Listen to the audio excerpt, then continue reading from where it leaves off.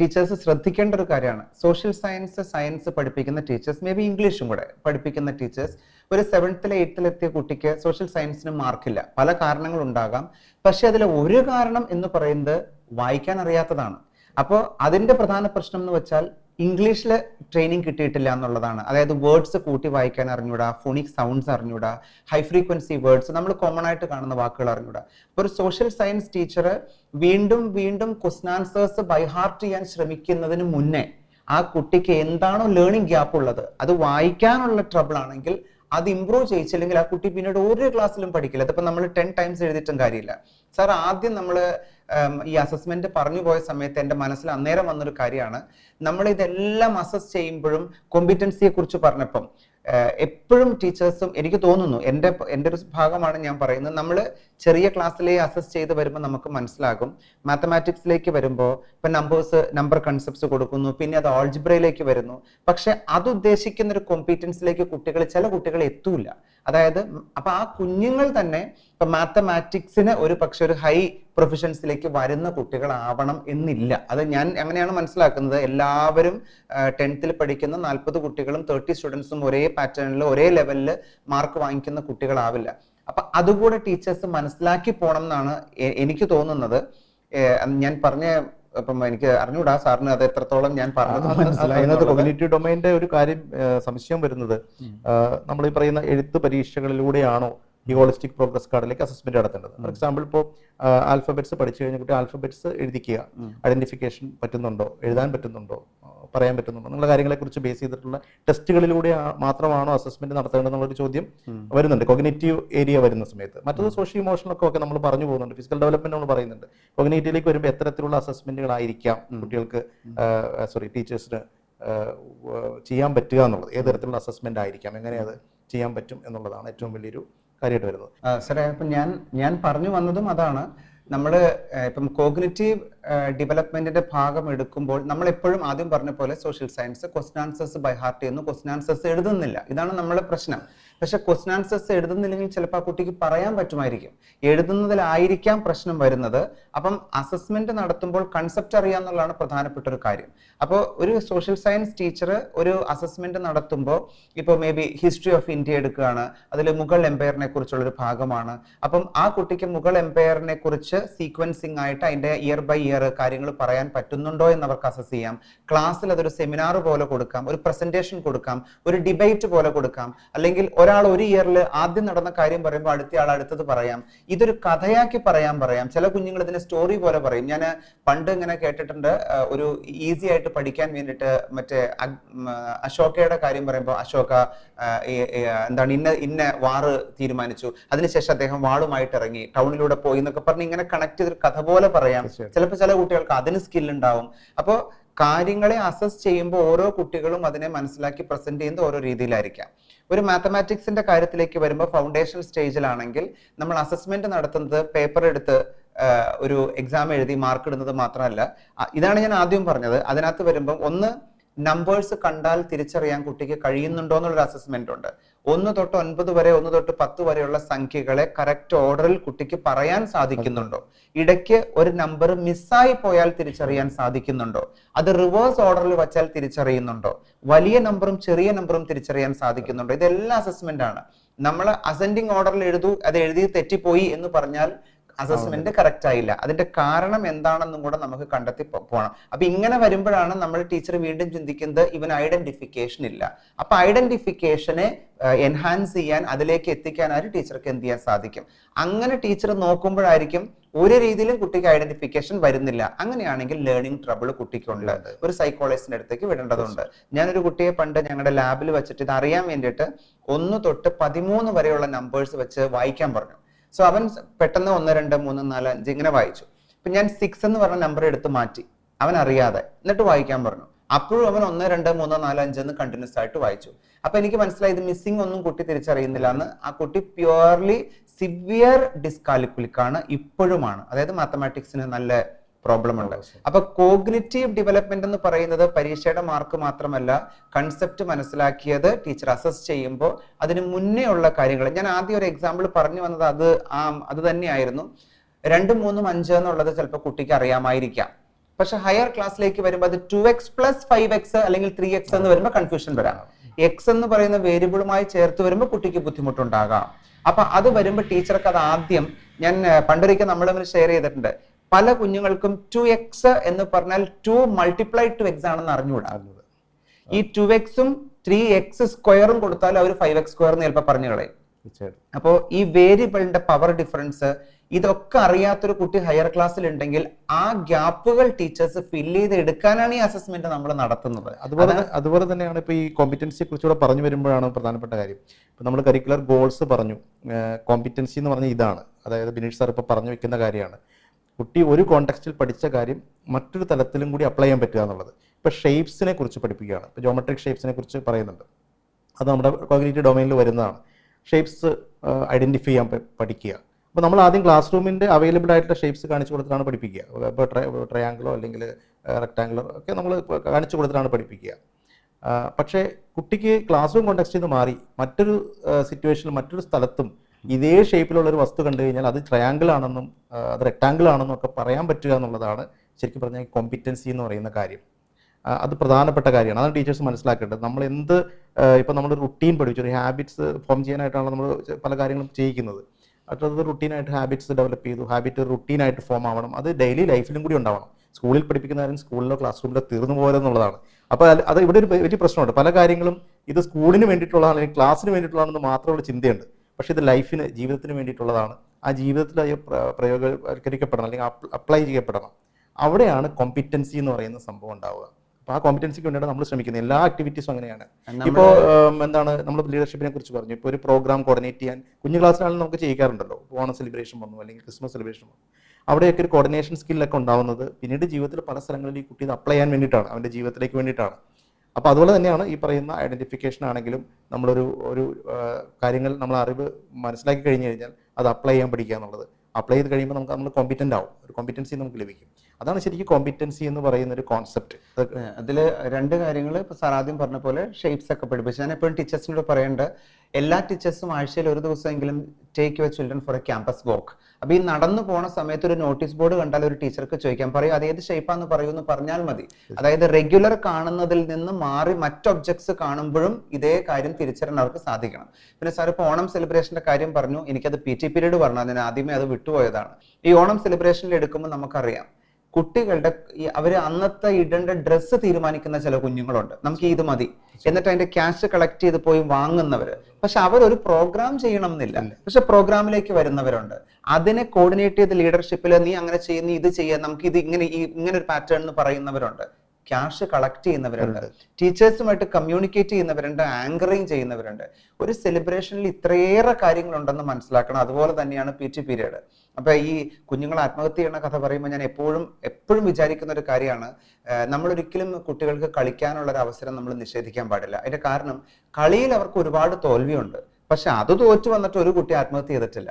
കാരണം നാളെ ജയിക്കാൻ മറ്റൊരു പീരീഡും കൂടി ഉണ്ടെന്ന് അവർക്കറിയാം, മറ്റൊരു സമയം കൂടി ഉണ്ടെന്ന് അറിയാം. അപ്പൊ ഒരു കളിയിൽ നിന്നൊരു PT പീരീഡിൽ നിന്ന് 2 ദേഷ്യമൊക്കെ പെടും. ഈ ദേഷ്യപ്പെടുന്നവർ അന്നേരം ചിലപ്പോൾ ഒരു ഉന്തും തള്ളും ഉണ്ടാവും, പക്ഷെ പിന്നെ അവർ ഫ്രണ്ട്സ് ആണ്.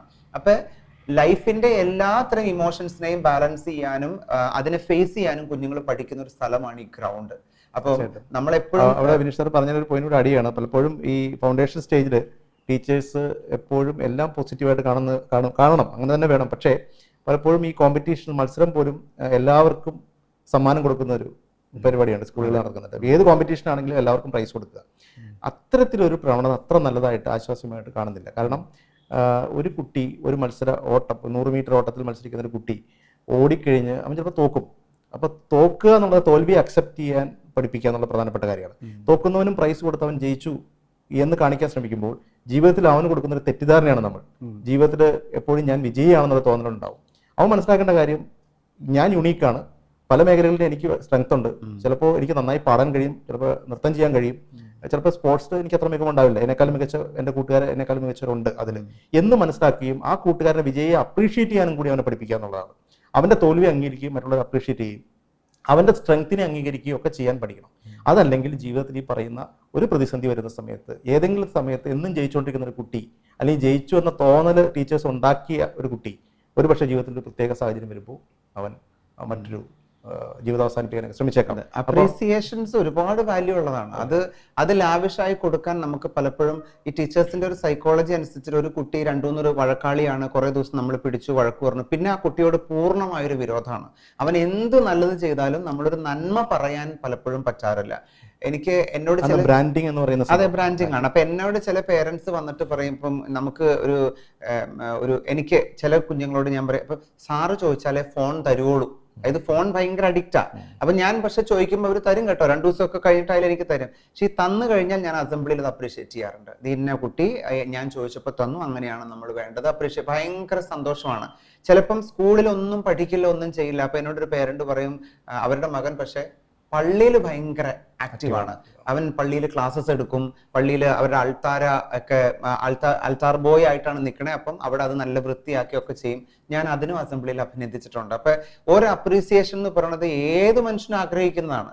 അത് എത്ര വലിയ വില്ലനാണെങ്കിലും ഒരു നല്ല കാര്യം ചെയ്താൽ ഒരു അപ്രീസിയേഷൻ കൊടുക്കുമ്പോഴാണ് ആ സോഷ്യോ ഇമോഷണൽ ഡെവലപ്മെന്റ് സംഭവിക്കുന്നത് എന്നുള്ളതും കൂടെ നമ്മളിപ്പോ ഒന്ന് അത് ചേർത്ത് വെച്ച് പോവാണ്. കാര്യം നമ്മൾ അസസ്മെന്റിനെ കുറിച്ചാണ് പറയുന്നത്. അല്ല, അതും പ്രോഗ്രസ് കാർഡിന്റെ ഭാഗമാണ്. ഇപ്പൊ ബിനീഷ് സാർ പറഞ്ഞ കാര്യം കൂടി പ്രോഗ്രസ് കാർഡിന്റെ അടുത്ത ഭാഗത്തേക്ക് വരുന്നുണ്ട്. ഇപ്പൊ നമ്മൾ ആ കരിക്കുലർ ഗോൾസ്, സ്പെസിഫിക് ഗോൾസിനെ കുറിച്ചാണ് ഡിസ്കസ് ചെയ്യുന്നത്. പക്ഷെ അത് കൂടാതെ മറ്റ് സബ് ഏരിയാസിലേക്ക് വരുമ്പോൾ അതും കൂടി കവർ ചെയ്യുന്നുണ്ട്. നമുക്ക് അതിലേക്ക് ഇനി വരാം.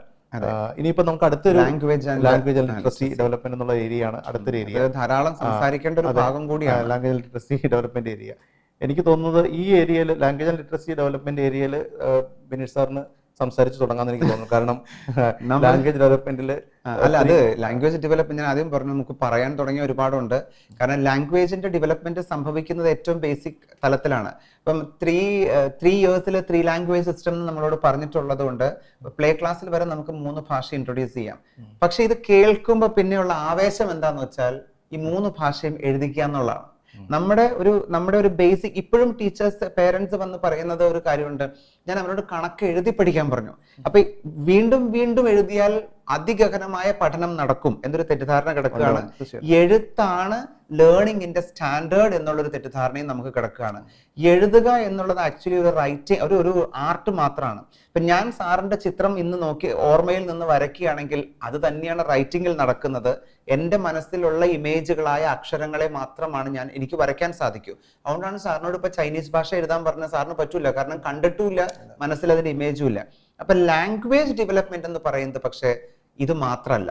അവിടെ സാറിനും അറിയാതെ ഒബ്ജക്റ്റീവ്സ് ഓഫ് ലിറ്ററസിക്ക് പ്രത്യേകിച്ച് ഫൗണ്ടേഷണൽ സ്റ്റേജിലെ, ഇത് ഫൗണ്ടേഷണൽ സ്റ്റേജ് എന്ന് പറയാൻ കാരണം ഇതിന്റെയൊക്കെ അടിസ്ഥാനം സംഭവിക്കുന്നത് അവിടെയാണ്. അപ്പം ആ ബേസിക്, ആ ഫൗണ്ടേഷൻ ലെവലിൽ പറയുന്ന 5 പ്രധാനപ്പെട്ട ഒബ്ജക്റ്റീവ്സിൽ 5ാമതായിട്ടാണ് റൈറ്റിംഗ് കൊടുത്തിരിക്കുന്നത്. ആദ്യം ഉണ്ടാകേണ്ടത് പോലും അതല്ല. പക്ഷെ നമ്മളതൊന്നും ടീച്ചേഴ്സ് ആ ഭാഗമേ ചിന്തിക്കാറില്ല. സത്യത്തിൽ അതിന് മുന്നേയുള്ള ലെവലുകൾ ഡെവലപ്പ് ചെയ്യുമ്പോഴാണ് റൈറ്റിംഗ് സംഭവിക്കുന്നത്. ഞാൻ നിരന്തരം കണ്ടുകൊണ്ടിരിക്കുന്ന ഒരു വ്യക്തിയുടെ ഫിസിക്കൽ ഫീച്ചേഴ്സ് എനിക്ക് ഈസിലി അറിയാം. അദ്ദേഹത്തിന്റെ മൂക്ക് നീണ്ടതാണ്, കണ്ണൊരൽപ്പം വലുതാണെന്ന് പറയാൻ നിരന്തരം കാണുന്നയാളെ കുറിച്ച് എനിക്കറിയാം. അപ്പൊ നിരന്തരം കാണുന്ന അക്ഷരങ്ങളാണ് കുട്ടികൾക്ക് ഏറ്റവും ഫെമിലിയർ ആവുക. അപ്പൊ കാണുക എന്നുള്ളതാണ് പ്രധാനം. കണ്ടിട്ട് ചെയ്യേണ്ടതാണ് റീഡിങ്. തീർച്ചയായിട്ടും. അപ്പൊ വായനയാണ് അതിന് മുന്നേ സംഭവിക്കേണ്ടത്. വായിക്കണമെങ്കിൽ കണ്ടാൽ തിരിച്ചറിവ് മാത്രം പോരാ, ഉച്ചാരണം കൂടെ അറിഞ്ഞിരിക്കണം. അപ്പൊ അതിനും മുന്നേ സംഭവിക്കേണ്ടത് ആ ഫൊണോളജിക്കൽ അവയർനെസ് ആണ്. അതിനും ഫൊണോളജിക്കൽ അവയർനെസ് ഉണ്ടാകേണ്ടത് എവിടെയാണ്? കാണുന്ന വസ്തുക്കളിലാണ്. അപ്പൊ അതിനാണ് നമ്മൾ പ്രിന്റ് അവയർനെസ് എന്ന് പറയുന്നത്. ഇത്തരം കാര്യങ്ങൾ അപ്പം CBSE അല്ലെങ്കിൽ NCERT ഇതിലൂടെ നമ്മളോട് പറയുന്ന ഒരു കാര്യം എന്ന് പറയുന്നത് ക്ലാസ് പ്രിന്റ് റിച്ച് ആയിരിക്കണം. ഈ പ്രിന്റ് എന്ന് പറയുമ്പോൾ അക്ഷരങ്ങൾ മാത്രമല്ല, ചിത്രങ്ങളും സിംബൽസും കൂടെ ഉൾപ്പെടുന്നതാണ്. പക്ഷെ നമ്മുടെ പല സ്കൂൾസിലും പെയിന്റ് അടിച്ചു കഴിഞ്ഞാൽ പിന്നെ ക്ലാസ് റൂമിൽ ഒന്നും ചെയ്യാൻ സമ്മതിക്കത്തില്ല. നമ്മൾ ഹാങ്ങിങ് ലെറ്റേഴ്സ് ഉണ്ടാകണം, ചിത്രങ്ങൾ ഉണ്ടാകണം, ടീച്ചേഴ്സിന്റെ ക്രാഫ്റ്റ് വർക്കുകൾ ഉണ്ടാകണം. ഒരു കുട്ടി എവിടെ നോക്കിയാലും ലെറ്റർ എ കാണണം, അവിടെ ഒരു ലെറ്റർ എ, ഇവിടെ ഒരു ലെറ്റർ എ. അപ്പോഴാണ് പുറത്ത് ചെന്നാൽ ആ ലെറ്റർ എനെ അവന് തിരിച്ചറിയാൻ സാധിക്കൂ. ഇപ്പൊ ലാംഗ്വേജ് ഏരിയ എന്ന് പറയുന്നത് വളരെ വിശാലമാണ്, വാസ്റ്റ് ആണ്, ഏറ്റവും ഫാസ്റ്റ് ആണ്. ലാംഗ്വേജ് ഡെവലപ്മെന്റ് ആണ് ഈ 8 വയസ്സ് വരെ ഏറ്റവും ഫാസ്റ്റ് ആയിട്ട് നടക്കുന്നത്. ഒരു 2ാം ക്ലാസ്സിനുള്ളിൽ അവന് ലക്ഷക്കണക്കിന് വാക്കുകളെ തിരിച്ചറിയാനും വായിക്കാനും പറയാനും സാധിക്കും. അത് എഴുത്തല്ല. പക്ഷെ നമ്മുടെ ടീച്ചേഴ്സ് ഒരു പ്രിൻസിപ്പൽ പറഞ്ഞത് ഞാൻ ഓർക്കുന്നുണ്ട്, നിങ്ങൾക്ക് അറിയാഞ്ഞിട്ടാണ് UKG കഴിയുമ്പോഴത്തേക്ക് 3 ലക്ഷം വാക്ക് കുട്ടി എഴുതുന്നു. ശരിക്കും അത് എത്ര ഹൊറിബിൾ ആയിട്ടുള്ള ഒരു കാഴ്ചപ്പാടാണ് ഞാൻ ആലോചിച്ചിട്ടുണ്ട്. അത് വായന, ഞാനിപ്പം ഒരു കുട്ടി UKG-ലോ 1-ലോ 2-ലോ പഠിക്കുന്ന ഒരു കുട്ടി ഒരു പക്ഷേ രഞ്ജവു, അതായത് നമ്മൾ റെൻഡസ്വസ് തെറ്റായി വായിക്കുന്ന വളരെ നീട്ടമേറിയ രഞ്ജവു എന്നൊരു വാക്ക് വായിച്ചേക്കാം, പക്ഷെ എഴുതണം എന്നില്ല. കാരണം കണ്ട് കണ്ട് കണ്ട് കുട്ടിക്ക് ആ വാക്ക് പരിചയം ഉണ്ടാകാം.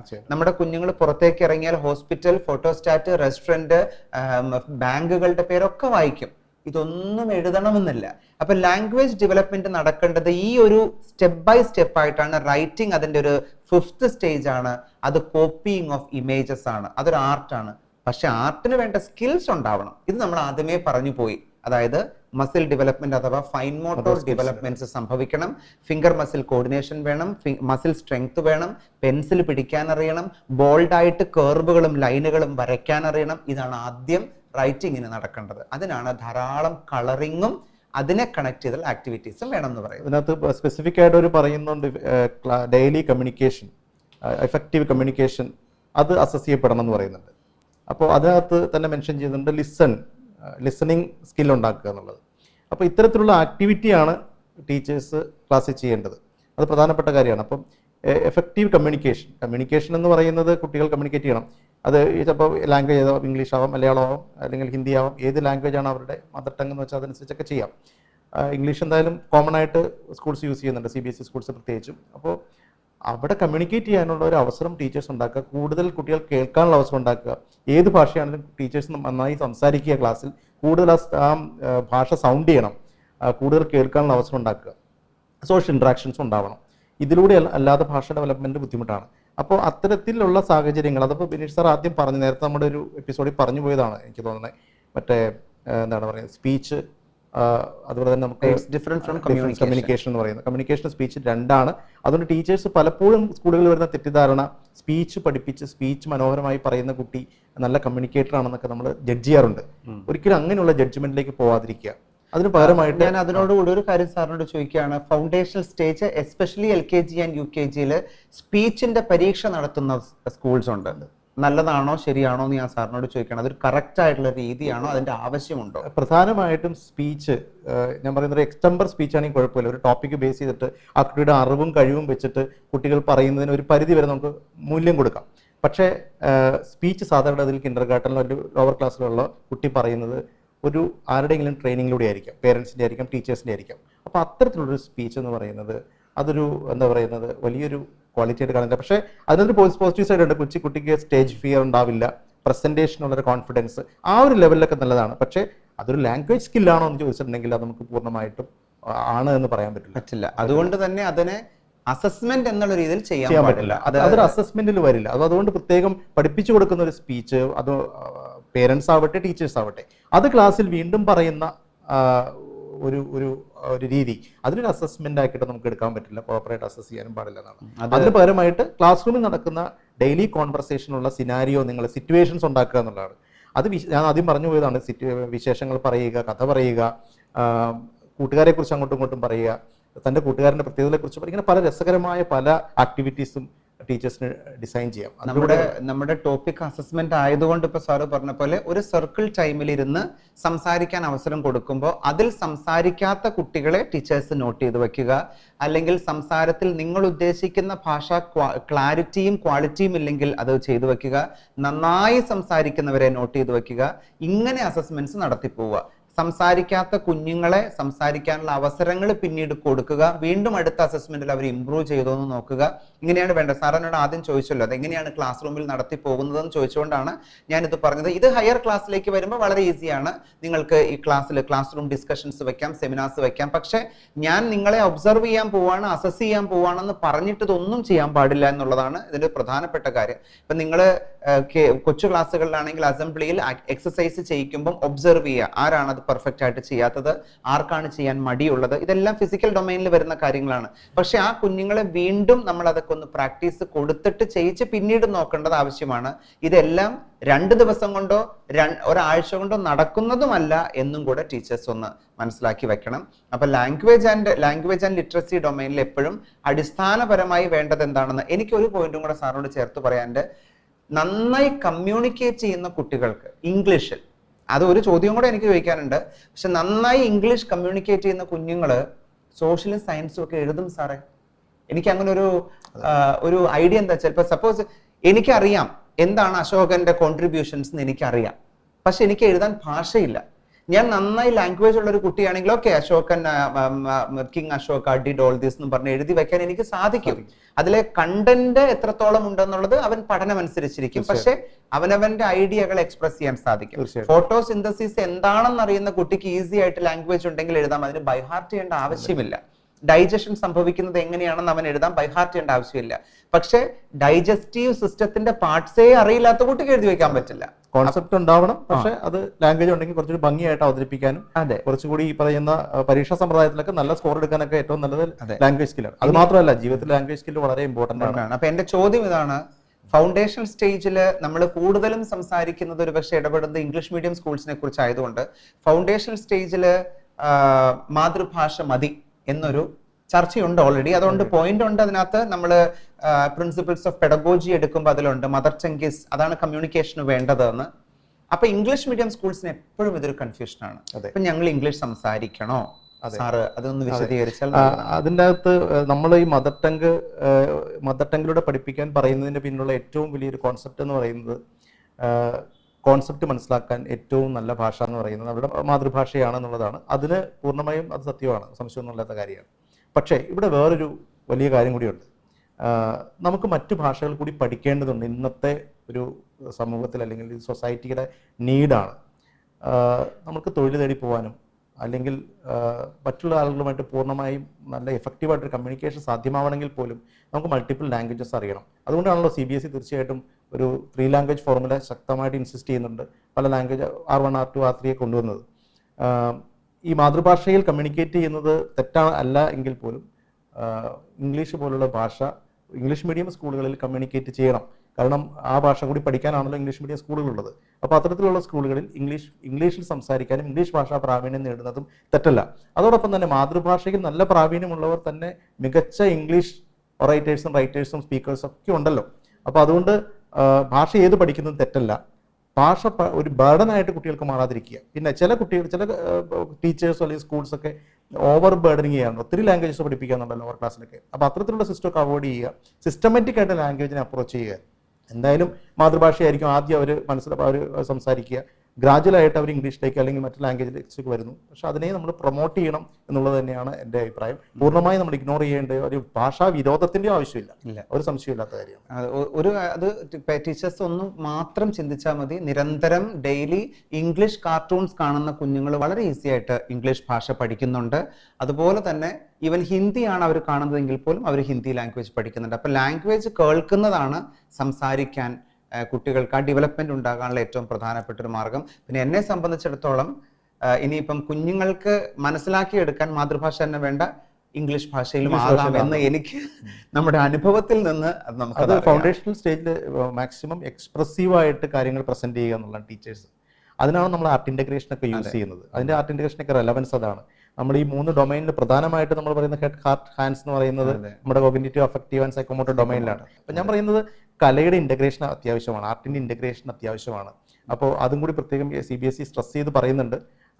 അത് സ്കൂളുകളിൽ നടപ്പാക്കി തുടങ്ങി, ആർട്ട് ഇന്റഗ്രേഷൻ ഒക്കെ ഉണ്ട്. പക്ഷെ അതിന്റെ ഒരു കോൺസെപ്റ്റ് ഇതാണ്, അവരുടെ ആർട്ടിലൂടെ അവരുടെ ഹൃദയത്തെ സ്പർശിക്കാൻ പറ്റും, ഒത്തിരി മാറ്റങ്ങൾ കുട്ടികൾക്ക് കൊണ്ടുവരാനും പറ്റും.